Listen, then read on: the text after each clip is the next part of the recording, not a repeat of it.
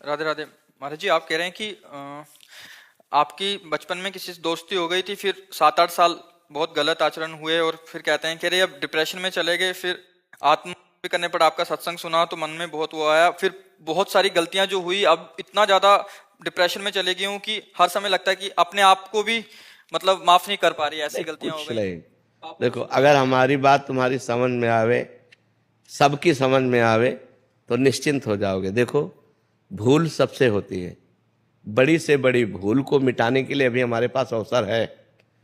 अगर हम आत्महत्या कर लेते हैं तो अवसर खत्म हो जाता है, और ये आखिरी इतनी बड़ी भूल होगी कि इसको मिटाने के लिए मुझे करोड़ों जन्म लग सकते हैं करने में। ये बहुत बड़ी भूल होगी। तो हमको पहली बात तो आत्महत्या करने का विचार ही नहीं आना चाहिए, क्योंकि ये इतनी बड़ी भूल है कि इससे बड़ी कोई भूल है नहीं, इससे बड़ा कोई पाप नहीं है। अच्छा, जितने पाप हो हम मिटा सकते हैं। मान लो 10 साल बेविचार करते रहे, हम अभी सुधारते हैं और नाम जब डट के करते सब भस्म हो जाएगा। रोना धोना क्या, समझो गलती किससे नहीं हो जाती। हम समझ रहे हैं कि पैर हम ठीक जगह रख रहे हैं और वहां फिसलन है, फिसल गए। फिसलन वाला मार्ग है, ये माया फिसलाती है। फिसल गए, गलती हो गई, कोई बात नहीं, खड़े हो, अब संभाल करके चलो, अब गलती ना होने पावे।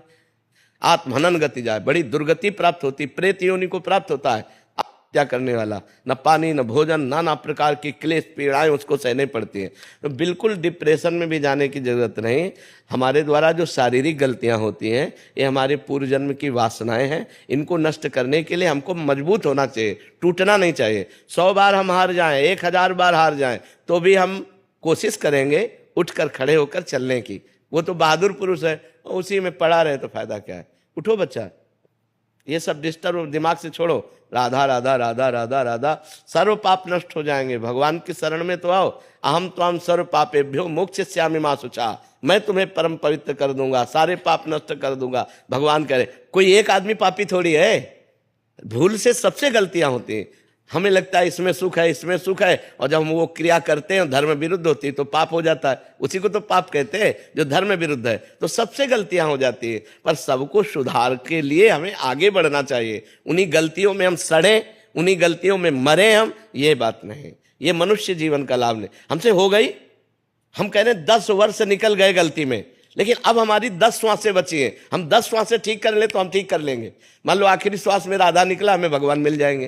काहे को चिंता करते हो, एकदम प्रसन्न हो जा और सब छोड़ और नाम जप कर और अब अच्छे आचरण कर। ठीक है, ये डिस्टर्ब होना, डिप्रेशन में जाना, ये सब बेवकूफी है, पागलपन है। इस बात नहीं, बड़ी से बड़ी गलती का निदान है।